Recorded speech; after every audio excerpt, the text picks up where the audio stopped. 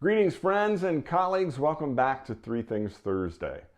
I'm Tom Vanderwell with Intelligentix, where intelligence meets tactics. As always, we're here to bring you one item trending, one item from the trenches of Intelligentix projects, and one timeless principle.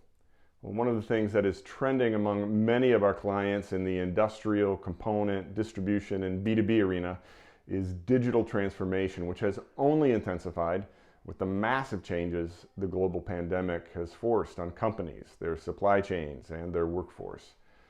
Of course, technology offers a plethora of options to digitally transform your business, and they're typically not cheap.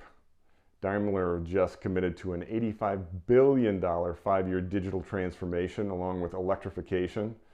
A lot of companies don't have that kind of cash or time, leaving CEOs, executives, and leadership teams trying to figure out where to start and what technology investments will have the greatest positive impact on their business.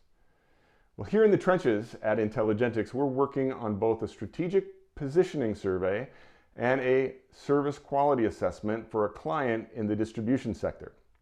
A few years ago, our research revealed that issues around shipping, the costs, the communication of, the status, were driving dissatisfaction with customers.